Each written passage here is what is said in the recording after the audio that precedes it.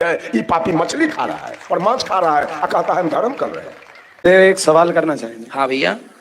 कि हम कंफ्यूज हो जाते हैं कभी कभार, कोई ये कहता है कि ये करना सही है, कोई कहता है ये करना सही है। अब आपकी एक फेसबुक पे मैंने वो देखी क्लिप आई थी, तो उसमें आपने गौ मांस के बारे में भी अच्छी बात बताई थी, परंतु उसके दूसरी क्लिप में एक खान साहब थे, उनका नाम मेरे को ध्यान नहीं है, उन्होंने बताया कि मनुस्मृति में ऐसा लिखा हुआ है कि यदि हम गौ मांस का श्राद्ध करते हैं तो 1 साल तक पितृ की मोक्ष मिल जाए, मतलब उनको, मतलब मांस खाने से, गाय के मांस से श्राद्ध करने से। है उल्टी सीधी बातें बोल रहे होंगे वो। नहीं, ये लिखा भी है, मैंने देखा था लिखा हुआ। तो वो किसी और विषय में लिखा होगा, किसी और। मनुष्य स्मृति का कौन सा श्लोक है बताइए देखना बेटा। अनुशासन 88:5 में लिखा है। हाँ, अध्याय बताओ। अध्याय ये है मनुस्मृति है, अध्याय 5 श्लोक 31। अध्याय 5 जी हाँ जी जी। अध्याय नंबर, श्लोक नंबर 31 अभी देख लेते हैं। हाँ, यज्ञाय, ये श्लोक 31 नंबर में। इसका अर्थ है यज्ञ के लिए मांस का भोजन, ऐसा यह देवताओं का विधान है जी। इससे भिन्न रूप में मांस भोजन में प्रवृत्ति तो राक्षसों का विधान कहा जाता है। इस श्लोक को समझिए, इसमें ये नहीं लिखा है। देखो, ये मनुस्मृति है 5वें अध्याय का 31वें श्लोक है।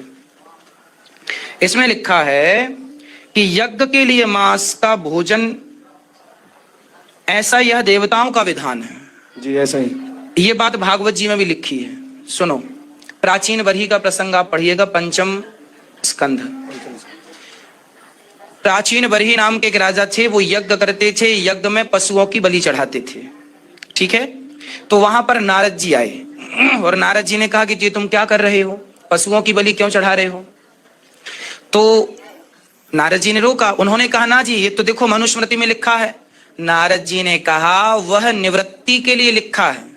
अब मैं आपको बताऊं, ये बात लिखी है ना, इसको कैसे नारद जी ने समझाया। उन्होंने कहा एक बालक रोज बीड़ी पीता था, दिन में 10-10 बीड़ी रोज पी जाता था। समझिएगा मेरी बात को। एक बच्चा दिन में 10 बार बीड़ी पीता था, दिन में।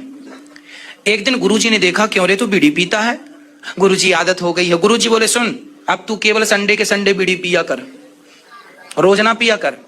गुरुजी ने कहा संडे के संडे बीड़ी पिया कर। तो संडे के संडे बीड़ी पीने का गुरुजी ने बोला। गुरुजी ने ये बात क्यों बोली, इसलिए बोली कि संडे के संडे बीड़ी पिएगा तो 6 दिन जो बीड़ी पीता है 10-10 वो छूट जाएगी, और एक दिन संडे के दिन ओनली 1 बीड़ी पीना है, और वो भी 1 बीड़ी पिएगा तो धीरे धीरे संडे की बीड़ी भी खत्म हो जाएगी। इसलिए गुरुजी ने कहा। पर चेले ने कहा सबको, सुनो सुनो सुनो बच्चों, गुरुजी ने कहा संडे को बीड़ी पीना चाहिए। तो उसने एक सिद्धांत बना दिया कि संडे को गुरुजी ने कहा इसलिए बीड़ी। गुरुजी ने कहा था निवृत्ति के लिए, लेकिन वो तो और प्रवृत्त हो गया, उसमें उसकी तो आसक्ति होगी बीड़ी से। अब तो अब खुद भी पीता है और गुरु की आज्ञा का उल्लंघन करके सबको गुरुजी ने कहा। मतलब गुरु के अर्थों का उसने अनर्थ कर दिया, हाँ या ना। जैसे गुरु के वचनों का उसने अनर्थ कर डाला। गुरुजी ने कहा था संडे को बीड़ी इसलिए पीना ताकि धीरे धीरे करके ये भी छूट जाए, पर उसने तो सिद्धांत बना लिया कि सब पियो क्योंकि गुरुजी कह रहे हैं। गलत अर्थ। उसी प्रकार वेदों में लिखा है कि पहले जो यज्ञ होते थे उन यज्ञों में पशुओं का मांस चढ़ाया जाता। जैसा कि आपने कहा कि हमारे भारत में देवी देवताओं के नाम पे बकरे की बलि चढ़ाई जाती थी। तो ये क्या था, ये वही उसी का एक अंग है कि बलि चढ़ाना है। फिर हुआ क्या कि हमारे ऋषि मुनियों ने रोका, ना जी आप ये यज्ञ में बलि ना चढ़ाइए, यदि चढ़ाना है तो 10 बकरे मारते थे। तो उनने सिद्धांत बना दिया अब केवल 10 प्रकार के यज्ञों में नहीं, केवल 1 प्रकार का यज्ञ होगा, उसमें 1 ही बलि चढ़ाई जाएगी। तो वो भी वही बीड़ी वाली बात हो गई कि आप 10 बकरों को मारते थे 10 दिन के यज्ञ में, 9 दिन के यज्ञ में 9 मार डालते थे, तो अब 1 मारो। और 1 के चक्कर में वो ये कह दिए कि धीरे धीरे करके ये भी छोड़ देना। लेकिन हम लोगों ने छोड़ के ना, हमने उसे सिद्धांत बना लिया कि देखो ये लिखा है। इसमें ये हमारे और आपके लिए कहीं नहीं लिखा, देवताओं के लिए कहीं कहीं जिक्र है कि वो मांस उनको चढ़ता है, वो भी यज्ञ में, लेकिन वो भी निवृत्ति के लिए, छोड़ने के लिए। क्योंकि एक समय था जब पूरी दुनिया मांसाहार करने लग गई थी, तब ऋषि मुनियों को बड़ी चिंता हो गई कि भाई ये तो मांस सब खा रहे हैं यज्ञों में। जैसे पश्चिम बंगाल में आज भी दुर्गा जी को मछली चावल चढ़ता है, दिल्ली में भी चढ़ता है, बकरे की बलि दी जाती है काले कमा पर। गुवाहाटी में भी दी जाती है, कामाख्या माता में, ब्रह्मपुत्र नदी के किनारे जो मैं, वहां भी बलि। लेकिन ये सब इसलिए दी जा रही, मैंने इसका कथा में कई बार जिक्र किया है, इसलिए दी जाती है क्योंकि वहां के तांत्रिक लोग बलि चढ़ाते हैं अपनी तंत्र विद्या को सिद्ध करने के लिए। चूंकि मंदिर में बलि चढ़ती है तो लगता है माता जी को बलि चढ़ती है, वो बलि माता जी की नहीं होती, वो बलि तांत्रिकों के द्वारा उनकी तंत्र विद्या सिद्ध करने के लिए। जैसे आज घर परिवार में लोग मांस, बकरी की बलि चढ़ाते हैं, तो देवी नहीं मांगती, अब तुम्हारी खुद इच्छा है कि मांस मिल जाए तो इसी बहाने आप मांस खा रहे हैं। तो देवी देवताओं के यज्ञ विधान में हमारे यहाँ कभी भी मांस का जिक्र नहीं था। यदि ये जिक्र है तो केवल इसलिए कि निवृत्ति के लिए, कि भाई तुम रोज रोज बीड़ी ना पीकर एक दिन बीड़ी पियो, वही बात निवृत्ति के लिए, हम प्रवृत्त ना हो उसमें। ठीक है, ठीक है, धन्यवाद। जय श्री कृष्ण। जय श्रीमन्नारायण। इस परिवर्तन में संसार में मनुष्य 3 प्रकार के होते हैं। प्रकृति में जीने वाला इंसान, विकृति में जीने वाला शैतान और संस्कृति में जीने वाला भगवान। प्रकृति में जीने वाला मानवात्मा, विकृति में जीने वाला दुष्ट आत्मा और संस्कृति में जीने वाला परमात्मा।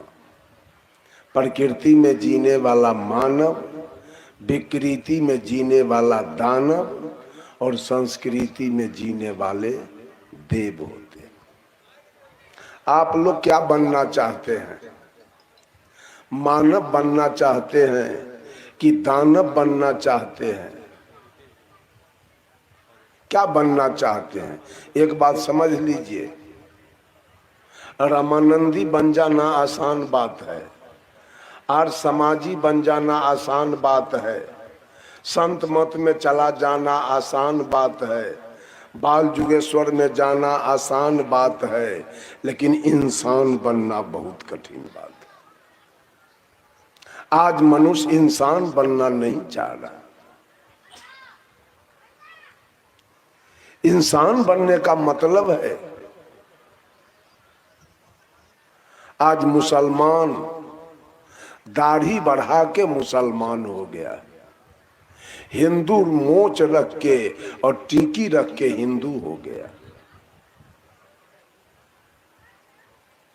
मुसलमान बधना रख के मुसलमान हो गया और हिंदू लोटा रख के हिंदू हो गया, मुसलमान लुंगी पहन के मुसलमान हो गया, हिंदू धोती पहन के हिंदू हो गया, हिंदू टीकी रख के हिंदू हुआ, मुसलमान सुन्नत करा के मुसलमान हो गए। लेकिन जिस दिन जन्म लिए थे दोनों मां के गर्भ से, उस दिन दोनों इंसान बन के इस धरती पर आए थे। न उसको सुन्नत था और न हमको अलग से कोई टीकी था माथा में। ये शैतानी यहाँ की है। कवि रामधारी सिंह दिनकर ने लिखा, मैं कहता हूं अगर विधाता नर को अपने मुट्ठी में भरकर कहीं फेंक दे ब्रह्मलोक से इस भूमंडल पर, फिर भी मनुज विभिन्न जातियों में यहाँ आएगा। नीचे है क्यारियां बनी तो भला बीज कहाँ जाएगा। और साहब कबीर ने कहा, आए एक के देश से उतरे एक के घाट, हवा लगे यही देश के हो गए 12। बंधुओं, इंसान बनना है। इंसान बनने का मतलब है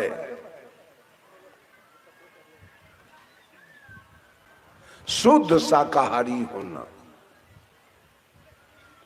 भेड़, बकरी, गाय, भैंस, हाथी, घोड़ा, ऊंट, गधा वो पशु है। उसके सामने एक तरफ घास रख दिया जाए और दूसरे तरफ मांस रख दिया जाए, ये प्राणी क्या खाएंगे? ये जानवर क्या खाएगा? घास खाएगा कि मांस? मर जाएगा भोजन के बिना, उपवास रख लेगा। गाय न कभी छठ किया, न चकचंदा किया, न सौनी घड़ी और न जितिया किया है। आज जितिया करने वाली महिला मछली खा रही है, छठ करने वाली महिला मांस खा रही है, तो धर्म कैसे हो रहा है? धर्म करने वाली तो वो गाय है, धर्म करने वाली तो वो भैंस है, धर्म करने वाली तो बकरी है, मर जाएगी भूख से, उपवास रख लेगी, लेकिन मछली के धोइन को नहीं सूंघ सकती है। ये पापी मछली खा रहा है और मांस खा रहा है और कहता है हम धर्म कर रहे हैं। हम इंसान हैं, हम धर्म कर रहे हैं। भैंस भेड़ बकरी हाथी घोड़ा ऊंट गधा मर जाएगा भोजन के बिना, उपवास रख लेगा, लेकिन मछली को सूंघेगा नहीं, मांस को सूंघेगा नहीं। लेकिन ये मनुष्य आज छठ करके पारण के दिन मछली मंगा के खाती है, मांस मंगा के खाती है और कहती है हम धर्म कर रहे हैं। गंगा जमुना में नहा के आती है और मांस मछली खाती है। लोग बैनाथ जगन्नाथ भूतनाथ से घूम के आते हैं, यहाँ के मांस खाते हैं, दारू पीते हैं, बीड़ी पीते हैं, सिगरेट पीते हैं, गांजा पीते हैं और चोरी करते हैं और दलाली करते हैं। धर्म हो कहाँ रहा है? क्या कर रहा है धर्म? ये सारे आडंबर, सारा झूठा रोजगार चल रहा है। धर्म करने वाली तो वो गाय है, गाय के गले में कोई कंठी नहीं, गाय कभी बैनाथ जगन्नाथ नहीं गई, गाय किसी देवी देवता का उपासना नहीं किया, पूजा नहीं किया, लेकिन आज तक अपने धर्म पर चल रही है वो गाय। धर्म है, अगर बहू सास को गाली दे रही है तो अगल बगल के महिला उसे डांटती है दुल्हन तुम्हारा धर्म है सास को गाली देना? यह है धर्म, यह है नेचर, यह है गुण, यह है स्वभाव। छठ करना धर्म नहीं है, सास को गाली नहीं देना यह धर्म है।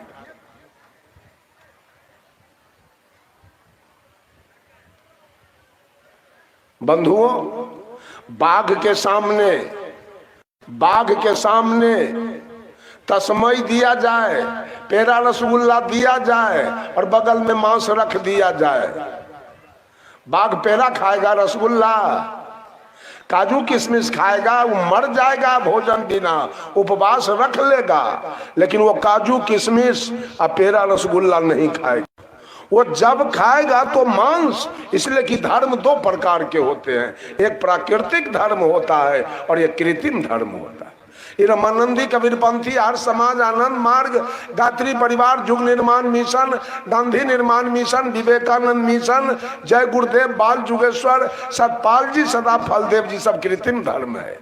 जितने प्राणी दुनिया के अंदर हैं मनुष्य को छोड़कर जितने पशु पक्षी अपने प्राकृतिक धर्म पर चल रहे हैं।